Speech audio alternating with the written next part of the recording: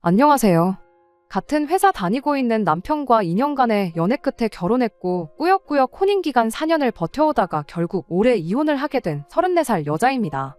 4년 결혼 생활을 꾸역꾸역 버텼다고 하기는 했지만 같이 사는 내내 남편하고 저 둘이서는 사이가 좋았다면 좋았다고 볼 수 있지 그렇다 할 큰 문제가 있었던 적은 없었습니다. 하지만 결혼 생활이라는 게 둘이서만 사이가 좋다고 해서 다 되는 게 아니더라고요. 결혼하기 전부터 시댁 식구들과는 조금 삐걱거리면서 시작을 했어요.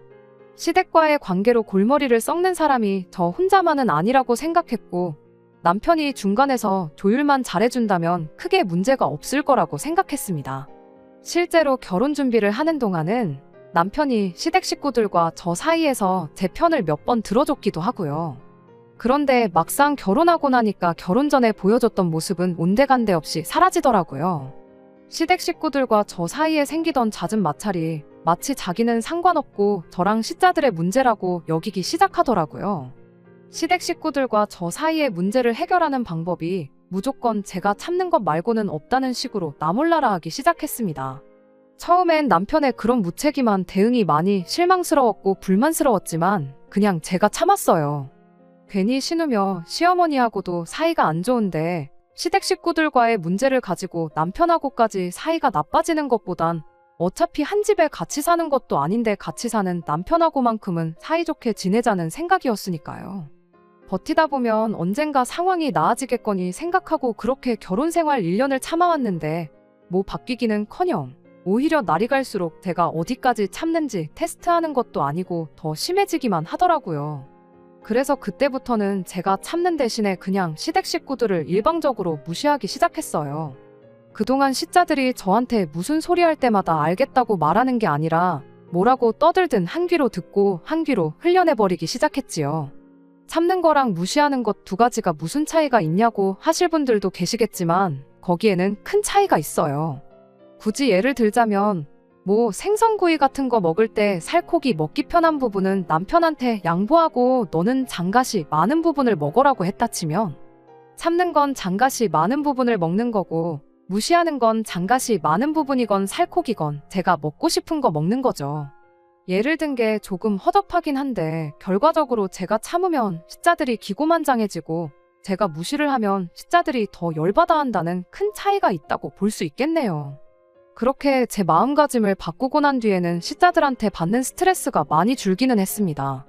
다만 시댁 식구들과의 관계는 점점 더 멀어져 갔어요. 하지만 상관없었습니다. 남편이라는 작자는 중간 역할 같은 건 할 생각이 눈꼽만치도 없어 보였고 1년을 참았는데 안 바뀌는 시자들이 앞으로 2년, 3년, 100년을 더 참는다고 한들 바뀌지 않을 거라는 확신이 있었거든요. 어차피 시자들 때문에 스트레스 받을 바에야 제 마음이라도 편한 게 낫다 싶었어요. 남편은 제가 시댁 식구들과 관계가 멀어지는 걸 안타까워하긴 했지만 나서서 해결해줄 생각도 없었으니 초반에 좀 사이좋게 지냈으면 좋겠다고 말 몇 마디 하다가 그냥 말더라고요. 덕분에 시댁 식구들과의 관계는 걷잡을 수 없을 만큼 멀어져 갔지만 남편하고는 나름 사이좋게 지낼 수 있었습니다. 그래도 이런 상황에서 남편이 언젠가는 저를 위해 나서준다든지 말 한마디 해줄 거라는 기대를 내심 갖고 있었습니다. 하지만 정작 중요한 순간에 남편이라는 작자는 제가 아니라 시댁 식구들의 손을 들어줬어요. 뭐 이해가 아예 안 되는 건 아닙니다. 여지껏 남편 인생에 있어서 저랑 가정을 이루고 살았던 4년, 연애했던 기간까지 합쳐도 고작 6년밖에 안 되는데 그 5배를 더 길게 가족으로 살아온 시자들이 더 가족 같고 중요했겠지요. 그런데 그러면 굳이 저런 인간을 내 남편이라고 평생을 믿고 같이 살 이유가 있나 싶었습니다. 그냥 나 말고 소중한 네 가족들이나 평생 챙기라고 한마디 해주고 그렇게 이혼을 하게 되었지요. 제가 어릴 적에 저희 어머니께서 췌장암으로 일찍 돌아가셨어요. 그 후로는 아버지와 둘이서 함께 살았습니다. 저희 할머니 할아버지께서 남자 혼자 어떻게 회사 일하면서 애까지 키우냐며 입양처를 알아봐 주시겠다고까지 했다고 해요. 하지만 저희 아버지는 혼자이므로 힘들게 살지언정 내 새끼를 버릴 생각 없다시며 끝까지 저를 책임져 주셨어요. 시간이 어느 정도 지난 후 할머니 할아버지께서도 저한테 정말 못할 짓을 할 뻔했다며 아버지한테 미안하다 사과를 해오셨고 그 이후로 물심양면적으로 저희를 도와주셨어요. 두 분 돌아가실 때에도 아버지 앞으로 조금이나마 유산을 더 남겨주셨기도 하고요. 아무튼 덕분에 저는 어머니 없는 빈자리가 아쉬웠을지언정 다른 사람 부럽지 않게 모자람 없이 잘할 수 있었습니다. 남편은 시작할 때 말씀드렸다시피 직장 동료로 처음 만나게 되었어요. 나이가 저보다 3살이 많았지만 입사는 같은 해에 했던 입사 동기였습니다. 연수 때부터 시작해 같은 부서에서 일을 하게 되면서 몇 년을 함께 동고동락했고 그렇게 제가 28살이 되던 해에 서로의 마음을 확인하고 연애를 시작하게 되었어요. 저희 회사가 사내 연애를 그렇게 환영하는 분위기는 아니었다 보니 제가 부서 이동을 하게 되었고요. 아무튼 그렇게 2년간의 연애 끝에 저희는 결혼을 하게 되었습니다. 남편과는 연애하면서 아무 문제 없었지만 결혼 준비 시작하자마자 일주일이 지나고부터 시댁과 마찰이 생기게 되었어요. 처음 시댁에 결혼 허락을 받으러 찾아갔을 때만 해도 저는 시댁 사람들이 참 좋은 사람들이구나 생각할 만큼 아무런 문제가 없었습니다. 제 조건이야 뭐 당신 아들하고 똑같은 회사 다니고 있는데 어디 부족하고 모자라다고 할 것도 없었죠. 그때 당시만 해도 시어머니도 시아버지도 저를 꽤나 마음에 들어 하시던 눈치였었습니다. 이런저런 이야기를 나누던 중에 가족관계에 대한 이야기가 나왔어요. 그때 저희 어머니가 저 어렸을 적에 췌장암으로 일찍 돌아가신 이야기를 했고요. 그때는 시부모님 두 분 다 어머니가 일찍 돌아가셨다니 어린 마음에 정말 힘들었었겠다며 저를 위로해주는 분위기였습니다. 그것만 봐도 시부모님 되실 분들이 인품이 훌륭하신 분들이라고 생각했고 남편이 좋은 사람이니 역시나 그 부모인 사람들도 당연히 좋은 사람들이구나 그렇게 생각을 했어요. 그런데 고작 일주일 만에 상황이 완전히 달라지게 되었습니다. 갑작스럽게 시어머니가 저희를 좀 봐야겠으니 퇴근하면 다른 데 갈 생각 말고 시댁으로 곧바로 오라는 연락을 해왔었어요. 왜? 목소리만 들어도 그 사람 기분이 어떤지 알 수 있잖아요. 무슨 상황인지는 전혀 짐작이 가지 않았지만 시어머니 말투가 다급하고 잔뜩 열이 받아 있는 느낌이었다 보니 퇴근하자마자 남편과 부랴부랴 시댁으로 향했습니다. 시댁에 도착했는데 시어머니가 거실 소파에 양팔을 꼬고 앉아서는 저를 무슨 대역죄인이라도 되는 것 마냥 도끼눈을 하고 째려보고 있었습니다. 지난 일주일 동안 제가 무슨 큰 실수라도 했나? 아무리 생각을 해봐도 시댁과 연관지어서 제가 잘못된 행동을 한 게 하나도 없었어요. 그런데 얼마 안 있어서 이 모든 게 신우 때문에 나게 되었다는 걸 알게 되었습니다. 남편 아래로 저보다도 1살 어린 싸가지 없고 허세만 가득한 신우가 한 명 있어요. 그런 성격적인 거 둘째치고 그래도 신우가 외모 하나만큼은 정말 이쁘장하게 생겼거든요. 그 잘난 외모로 그때 당시 의사 남자친구를 만나고 있었고요. 제가 시댁에 처음 인사를 드리러 간 날 이후에 신우가 그 의사 남자친구를 만나서 저에 대한 이야기를 했었나 봐요. 그러면서 자연스럽게 저희 어머니가 췌장암으로 돌아가셨다는 이야기까지 나왔나 본데 그 의사 남자친구가 신우에게 말해주길 췌장암은 가족력이 있다는 이야기를 해줬는가 봐요. 뭐 결혼을 반대하라고 아기를 가지고 했던 말은 아니고 그냥 알고나 있으라고 말해준 것 같긴 한데 시댁에서는 이걸 엄청 심각한 상황처럼 받아들였던 것 같아요. 어떻게 그런 사실을 당신들한테 숨길 수가 있냐면서 저를 나무라기 시작했으니까요. 솔직히 저는 시어머니가 저를 무슨 예비 암환자처럼 대우를 하는 게 도무지 이해가 가지 않았습니다. 저희 어머니가 췌장암 때문에 돌아가셨다는 사실을 숨기지 않았는데 그게 가족력이 있는 병이라는 걸 말을 안 했다는 게 그렇게 큰 잘못인가 싶었거든요. 그리고 솔직히 그때까지만 해도 그게 가족력이 있는 병이라는 사실을 저도 모르고 있었기도 하고요. 게다가 가족력이 있다고 한들 제가 무조건 말년에 그 병으로 죽게 된다는 게 아니잖아요. 남편도 그때는 제 편을 들어줬어요. 가족력이 있다고 한들 무조건 똑같은 병으로 고생하는 거 아니지 않냐고. 오히려 가족력으로 따지면 우리 집도 골다공증 환자가 여럿 있지 않느냐고 무슨 말씀을 그렇게 하시냐고 제 편에 서서 목소리를 내줬어요. 시어머니는 너 세상에 골다공증으로 죽는 사람 봤냐고. 근데 췌장암은 이야기가 다르지 않냐. 이야기 들어보니 암 중에서도 가장 악독한 암이라고 한다더라 하면서 남편 말을 딱 잘라내더군요. 이어서 시어머니는 당신이 알아보니까 암 치료하려면 돈도 엄청 깨지고 그런다는데 미래가 너무 뻔히 보이는 결혼을 어떻게 허락할 수가 있겠느냐며 열변을 토하기 시작했어요. 가족력 있을 수 있죠. 저보다 똑똑하신 분들이 여러 케이스들 보면서 연구하고 논문까지 내고 그러셨는데 그게 틀렸다고 부정하지는 않습니다. 말이 씨가 된다고 하니까 별로 제 입으로 말하고 싶지는 않지만 시어머니가 걱정하는 것처럼 진짜 나중에 가서 제가 어머니랑 같은 이유로 병원 신세를 질 수도 있을 테죠. 그런데 제가 지금 이미 환자인 상태라면 말을 않겠지만 사지 멀쩡하고 건강하다 못해 잔병치레도 하나 없어서 이날이 때껏 학교도 개근했고 회사도 한번 빠져본 적 없는 사람이거든요. 그런데 구덕이 무서워서 장 못 담근다더니 이런 일로 결혼을 반대하는 게 정말 어처구니가 없었습니다. 남편은 계속해서 제 편을 들어줬어요. 시어머니한테 그건 너무 멀리 간 거 아니냐고, 앞으로 걸릴지 안 걸릴지도 모르는 걸 가지고 그러시는 게 어디 있냐. 지난주에 결혼 허락 받으면서 이제 모든 회사 사람들이 우리 결혼 준비 시작하게 된 거 다 알고 있다. 몇몇 직원들한테는 벌써 선물도 받고 그랬는데 그런 말도 안 되는 이유로 이 결혼이 엎어지면 자기가 앞으로 회사 사람들한테는 뭐라고 설명할 것이며 앞으로 회사에서 제 얼굴은 어떻게 보고 또 자기가 얼굴을 어떻게 들고 다니겠냐며 시어머니를 설득하기 시작했어요. 남편이 그때 파혼을 하기 싫어했던 이유가 시어머니의 황당한 억지를 받아들일 수 없다기보단 다 회사에서 자기 체면 때문에 그랬다는 게 참 어떻게 보면 우리 결혼의 끝은 이미 그때부터 정해져 있던 거나 마찬가지가 아니었나 싶지만 솔직히 저 또한 이렇게 파혼하면 회사 사람들한테는 어떻게 설명을 해야 하나 그 생각을 했었으니 이 부분에 대해서는 저도 할 말이 없네요. 아무튼 어이없는 이유였지만 어쨌든 집안 반대에도 불구하고 남편이 계속적으로 시어머니를 설득했어요.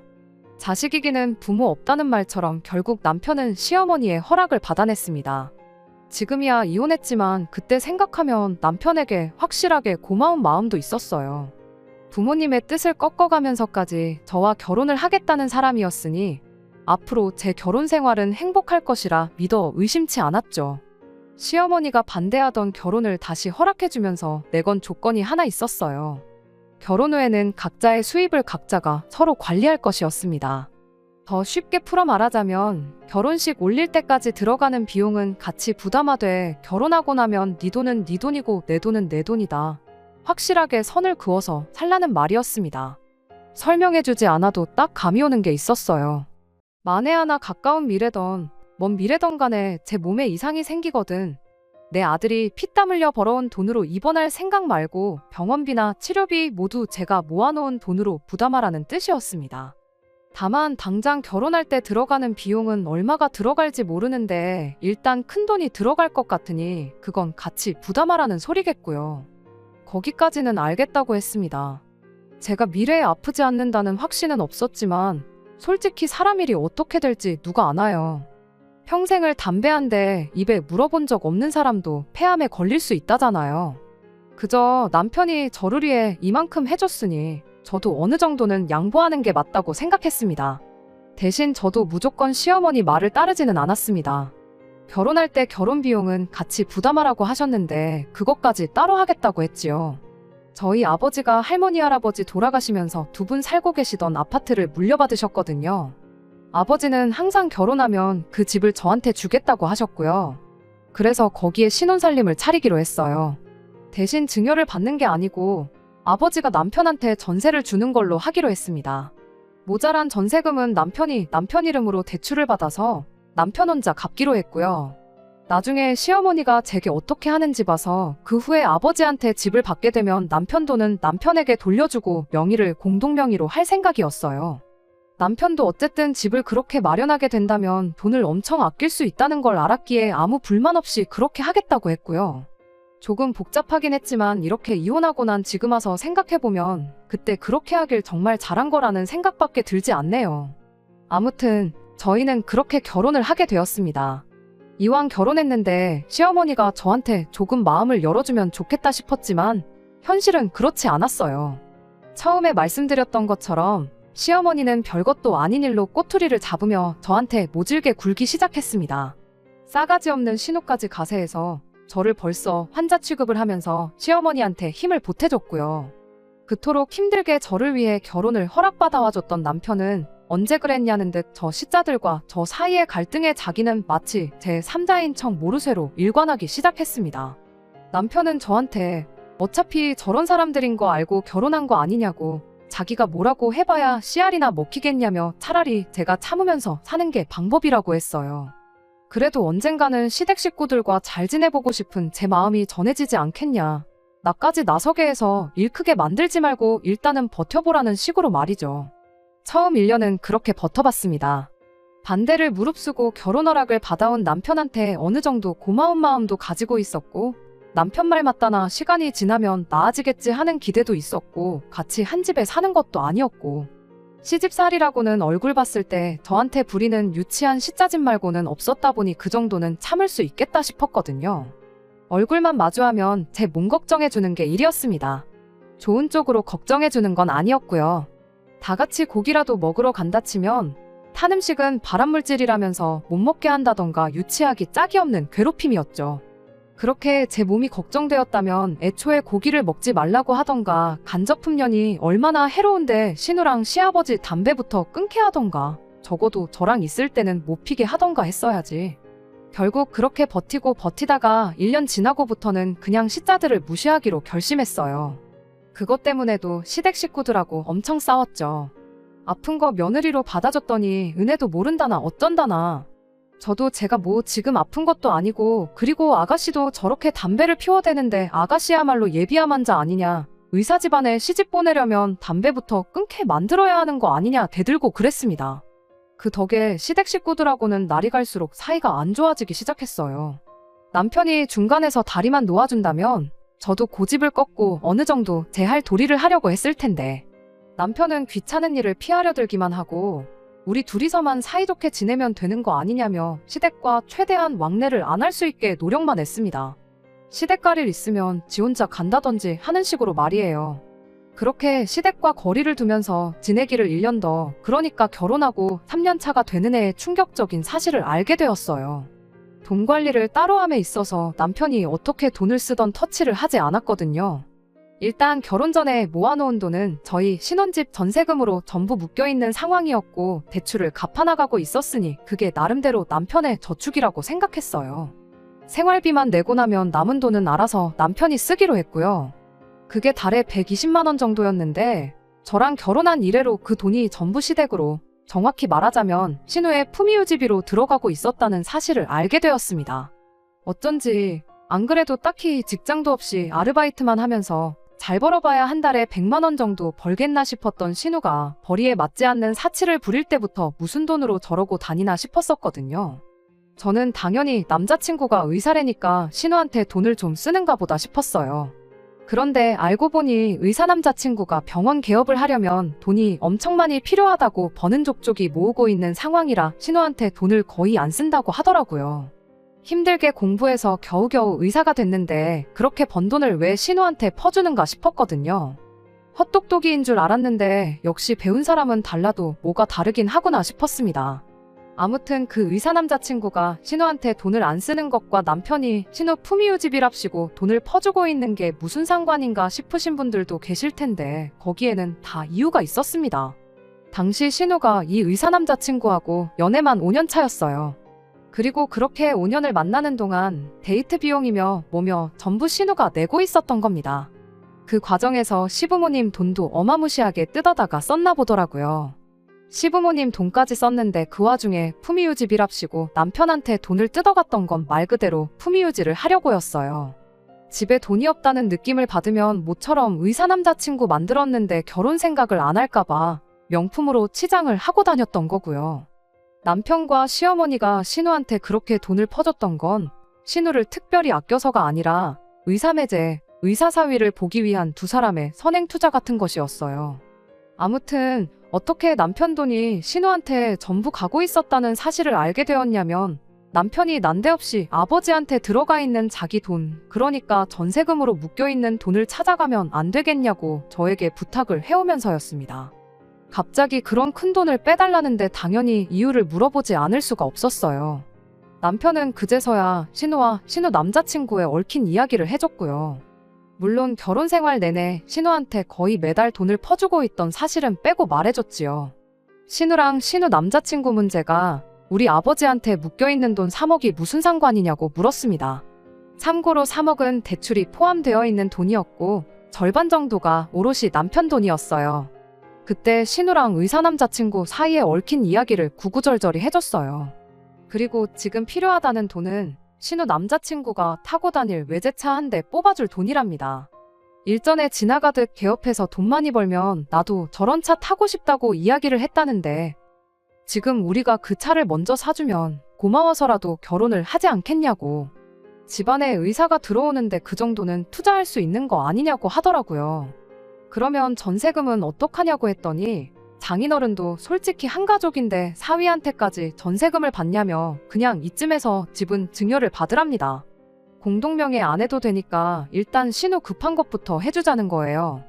우리 아버지가 그 전세금 받아가지고 무슨 부귀영화를 누리려고 그러시는 줄 아느냐고 다 우리 돌려줄 돈이라 생각하고 건들지도 않고 계시는 거 모르냐 따졌더니 그럼 쓰지도 않을 돈을 왜 묶어두시냐고 다 너와 나 우리 가족 전부의 미래를 위해 그러는 거니 협조 좀 해달라고 말을 하는 겁니다. 그리고 그때 안 좋은 촉이 들어서 당신 계좌 좀 확인해보자고 했어요. 신우가 그동안 남편한테 받아쳐먹던 게 있으니 당연하게 이번에도 남편한테 부탁한 거라는 확신이 있었거든요. 아니나 다를까 역시나 남편은 그동안 신우한테 거의 전 재산을 퍼주고 있었죠. 진땀 빼던 남편이 또 미래를 위한 투자니 어쩌니 하면서 신우가 결혼만 하면 곱절로 돌려받을 돈이라고 발뺌을 했었어요. 피가 거꾸로 솟는다는 게 무슨 기분인지 그때 처음 알았습니다. 하지만 이미 신우가 명품으로 치장하는데 다 써버린 돈 돌려받을 리도 만무하고 앞으로라도 신우한테 돈을 못 주게 하는 게 더 중요하겠다 싶었어요. 어차피 따로 관리하기로 했던 돈이었고 저금 하나 없는 게 아쉽긴 했어도 자기 용돈을 쓰고 싶은데 쓴 거라고 생각하고 넘어가기로 했죠. 그래도 이혼당하기는 싫었었는지 고분고분이 앞으로 신우한테 돈을 주는 일은 없을 거라고 약속을 받아냈습니다. 그러면서 자연스럽게 경제권까지 제가 가져오게 되었어요. 시댁에서는 난리가 났죠. 당장 외제차만 뽑으면 결혼을 할 수 있을 거라고 생각했는지 저보고 신우 잘 되는 꼴이 얼마나 보기 싫어서 협조를 안 하는 거냐며 고래고래 소리를 지르더라고요. 여태까지 남편 돈 뜯어간 거면 충분히 협조할 만큼 했다 싶고 설령 아가씨가 그 의사 선생님하고 잘 된다고 해도 나는 거기에서 떡고물 하나 얻어갈 생각 없으니까 그리 알라고 했습니다. 이러나 저러나 남편 돈은 제가 쥐고 있었으니 시댁에서는 열불이 터지겠지만 아들을 이혼시키기 전까지는 어쩔 수 없는 걸 알고 금세 포기를 했어요. 돈 없으면 어련히 안 하겠거니 했는데 기어코 시댁집을 담보로 대출을 받아서 그 차를 뽑아내더라고요. 의사 남자친구가 타고 다닐 차긴 했지만 일단 명의는 신우 명의로 해놨다고 하고요. 대출받은 돈을 깔고 차도 할부로 질러서 달달이 얼마씩 내야 했다나 뭐라나. 아무튼 신우가 헛돈 쓰는 데는 저는 더 이상 관여를 안 하기로 했다 보니 정확히 얼마를 했는지는 모릅니다. 원래도 시댁과 왕래가 따로 없긴 했지만 그 이후에는 남편도 무슨 가족의 배신자 취급을 받으면서 시댁 식구들하고 멀어졌지요. 어차피 안 좋은 사이인데 더 나빠져봐야 뭐가 다르겠냐 싶었는데 그로부터 반년이 채 지나지 않아서 시댁과는 연을 끊게 될 정도로 사이가 나빠지게 되었습니다. 시어머니가 신우를 대동해서 몸소 저희 집까지 찾아왔어요. 들어오자마자 다짜고짜 제 머리채부터 잡으려고 하더라고요. 무슨 일 때문에 저러나 싶었는데 신우의 의사 남자친구가 결혼할 사람이 생겼다고 신우한테 그만 만나자고 이별 통보를 해왔다는 겁니다. 그러면 5년 동안 신우를 가지고 논 그 의사 머리채를 잡아야지 여긴 왜 와서 그러냐고 따졌죠. 결국엔 차까지 뽑아줬는데도 결혼 못한 건데 왜 나한테 와서 따지냐고 했죠.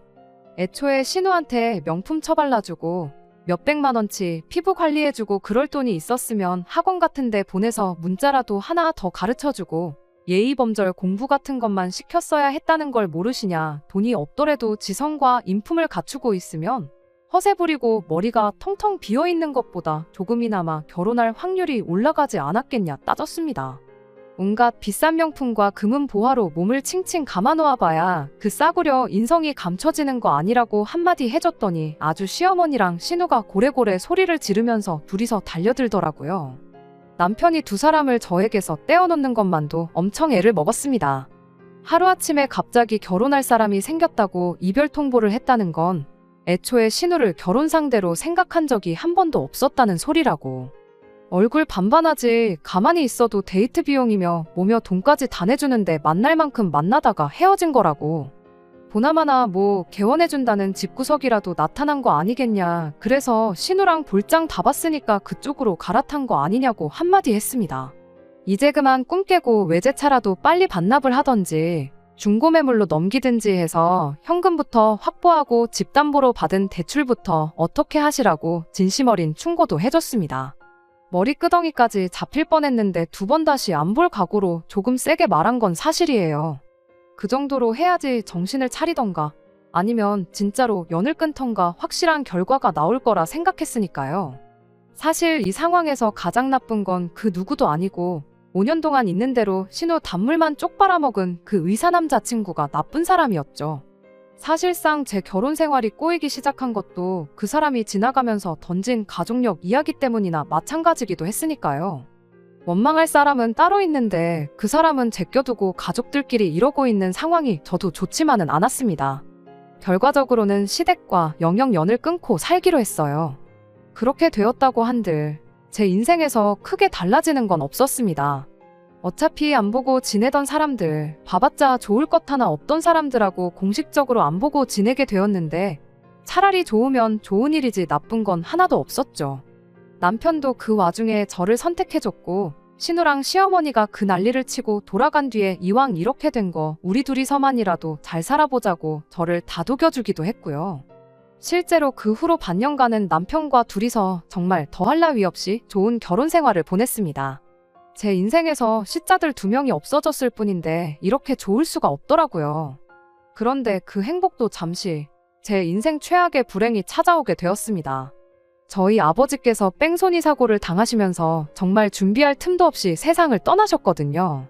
저희 결혼 생활도 경제적으로나 정서적으로나 안정기에 접어들고 있었고 이제 손주도 보여드리고 그동안 저를 키워주신 은혜를 갚을 계획이었는데 그럴 틈도 없이 허망하게 세상을 떠나셨어요. 넋이 나간 상태로 장례식장에서 펑펑 울고 있는데 시부모님이랑 신우가 찾아왔어요.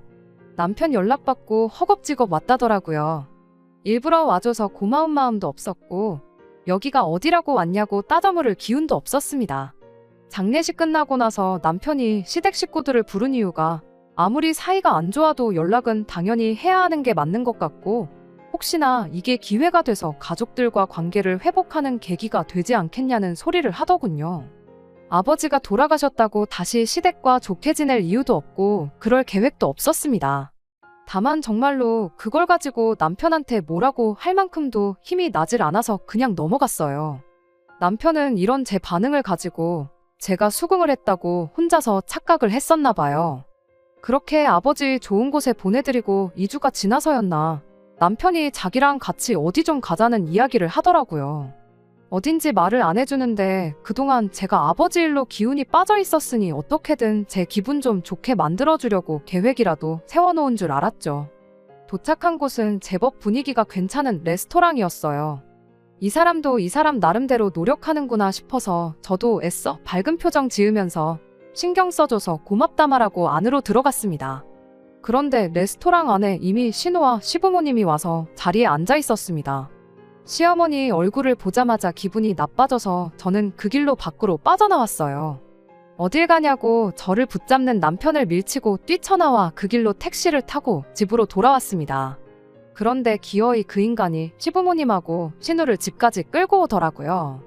잠깐 이야기 정도는 들어볼 수 있지 않냐면서 시어머니한테 기회를 좀 달라고 하는데 이야기 안 들으면 아예 자리 깔고 들어놓을 것 같아서 무슨 소리 하는지만 들어보기로 했습니다. 저희 아버지 일은 유감이다 하면서 마음에도 없는 소리를 하는 걸 보니 분명히 꿍꿍이 속이 따로 있겠구나 싶었는데 아니나 다를까 이제 너한테 남은 가족이라곤 우리들밖에 없지 않니 하면서 말도 안 되는 요구를 해오기 시작했습니다. 연락 없이 지내던 사람이 갑자기 찾아와서 잘하면 솔직히 돈 이야기 말고는 할 게 없잖아요. 역시나였어요. 신우가 의사 남자친구 태워줄 차 뽑아준다고 집을 담보로 받은 대출 3억을 저보고 좀 갚아달라네요. 그리고 이왕 갚아주는 김에 신우 앞으로 1,000만 원 정도만 더 융통해줄 수 없냐고 물어왔고요. 그러면서 자초지종을 말해주는데 참 어이가 없더군요. 그때 당시 차 뽑는다고 대출 3억을 받은 걸로 알고 있는데 차를 빨리 정리하고 원금부터 줄이라고 조언까지 해줬는데 어찌하여 아직도 3억 빚이 남아있는가 싶었는데 신우가 아주 큰 사고를 쳤더라고요. 아무리 같이 차를 타고 다니려고 했던 남자친구랑 헤어졌다고 한들 신우 허세에 자기 인생에 언제 또 이렇게 비싼 차를 끌어보겠나 싶었답니다. 그래서 그 비싼 보험료랑 유지비 내면서 차를 끌고 다녔던 거예요. 1년 뒤에 중고매물로 내놓나 지금 내놓나 그렇게 큰 차이 안 난다면서요. 거기까지만 했으면 당장 차를 정리하면 되는 거였는데 문제는 그 이후였어요. 신우가 그 의사 남자친구 결혼식장에 쫓아가서 아주 깽판을 치고 왔다고 하더라고요. 알고 보니 갑자기 혼사자리가 생긴 게 아니라 신우랑 만나면서 양다리를 걸치고 있었다나요. 연애는 얼굴 예쁜 여자랑 하고 결혼은 돈 많은 여자랑 하냐고 하면서 아주 결혼식장을 뒤집어 놓았다는데 솔직히 그 의사 남자친구가 상종도 못할 인간 쓰레기인 것도 맞고 5년 동안 없는 형편에 단물만 쪽 빨리고 버림받은 신우가 결혼식장을 뒤집어 놓고 돌아왔다니 내 신우만 아니었다면 잘했다고 완전 사이다라고 칭찬해줬을 일이었죠. 아무튼 덕분에 신우가 예식장에서 업무방해죄로 소송이 걸려서 그쪽으로 내야 할 벌금도 있고 결혼식장 엎어놓으면서 명예훼손으로 민사 걸린 게 있어서 거기에도 줘야 할 벌금도 있고 이래저래 해서 돈이 필요한 상황이랍니다. 벌금이야 얼마 안 되는 돈이지만 진짜 문제는 그 이후였어요. 그렇게 신우가 깽판을 쳐놓고 와선 혼자 기분 울적하다고 술을 잔뜩 마시고 기분 풀겠다고 차를 끌고 새벽에 나갔답니다. 그러다 차 사고가 크게 나면서 폐차 처리를 했다고 그래서 아직도 3억 빚이 그대로 남아있는 거였고요. 돈을 갚아주고 말고를 떠나서 음주뺑소니 사고로 아버지를 잃은 저한테 찾아와서 음주사고를 냈으니 돈 좀 어떻게 해줄 수 없냐고 묻는 이 사람들이 정녕 사람인지 인두겁을 쓴 짐승 자식들인지 싶더군요. 다 필요 없으니 당장 내 집에서 꺼지라고 고래고래 소리를 질렀죠. 평소였으면 저한테 똑같이 싫은 소리 하면서 받아쳤을 텐데 당장 저 아니면 돈 구할 곳이 없으니 아무 말도 못하고 그냥 깨갱하고 꼬리를 내리더라고요. 그런데 결정적인 순간에 믿었던 남편이 시댁의 편을 들어줬어요. 우리 사는 이 집도 장인어른 살던 집에 남은 유산까지 다 받았는데 솔직히 그 돈 해주는 거 지금 형편에 전혀 어려운 게 아니지 않냐고요. 이번에 어머니한테 이 돈 해주면 시모도 그렇고 신우도 그렇고 저를 좋게 봐주지 않겠냐고. 그냥 그 돈 해주고 우리 이제 한가족답게 사이좋게 지내보는 건 어떻냐는 제안을 하더라고요. 저는 곧바로 남편한테 지난 결혼생활 4년간 받았던 스트레스가 고작 돈 3억이면 해결되는 거였다는 소리냐 따져 물었습니다. 그럴 거였으면 진작에 3억을 해오라 그러지 그랬냐고. 여태껏 네 가족들이 나한테 거품 물고 달려들 때는 나보고 참아달라고 모르는 척하던 인간이 네 가족들이 저러니 화해하고 잘 지내보자고 중간 역할을 해주는 거냐 따졌습니다. 이미 아버지 돌아가신 일로 정신적으로 지쳐있는데 남편까지 저러니 이젠 이 꼴 저 꼴 보기 싫어졌어요. 그래서 그냥 이혼하자고 했습니다. 마침 아버지한테 전세금이라고 묶인 게 3억이지 않냐. 그 돈 그대로 돌려줄 테니 그걸로 니네 엄마 빚도 갚아주고 네 동생 합의금도 내주고 알아서 하라고 했죠. 그랬더니 신우가 옆에서 TV에서 본 건지 어디서 주워들은 건 있어가지고 지 오빠한테 이혼하라고. 이혼하면 우리가 더 이득이라고 아주 불난 곳에 기름을 붓더라고요. 뭐가 이득이라고 생각했나 했더니 이혼해서 재산 분할을 하라는 겁니다. 집이 두 채에 여태 모아놓은 돈까지 생각하면 지들이 훨씬 이득이라는 거죠. 어이가 없어서 정말. 뭘 똑바로 알고나 말하라고. 아버지가 물려주신 재산은 분할 대상에 포함되지도 않을 뿐더러 니네 엄마가 결혼 전부터 돈 관리를 따로 하라고 못을 박아준 덕분에 아마 각자 재산도 분할 안 하게 될 수도 있는 거 모르냐고요. 아니, 혹시 모른다고. 결혼하고 나서 모은 돈은 각자가 관리했지만 그 돈을 아가씨 외제차 뽑아주는데 홀랑 날려먹을 뻔한 걸 내가 막아주지 않았냐. 그런 기여도를 어느 정도 인정받을 것 같은데 그럼 재산을 나눠서 득을 보게 되는 건 네 오빠가 아니라 내가 될 것이라고 한마디 해줬죠. 그리고 그 꼴을 보니 저 시자들이 내가 그 돈을 해준다 한들 관계회복은커녕 더 기고만장해지겠다는 생각밖에 안 들었고 이혼이라는 결정에 더욱더 확신을 주게 되었습니다.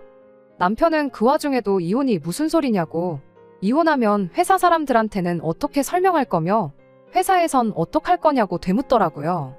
그건 그때 가서 알 일이고 이혼한 마당에 회사 사람들한테 네 체면까지 챙겨줘야 되냐고 그냥 있는 그대로 가감없이 말해줄 테니까 네 체면은 네가 알아서 찾으라 한마디 해줬습니다. 이혼 선언을 하고 남편도 시댁으로 보내버렸어요. 아버지가 맡아두고 있었던 남편 돈은 정말 고스란히 통장 내역에 입금 내역 말고는 아무 기록도 남지 않도록 모아두셨더라고요.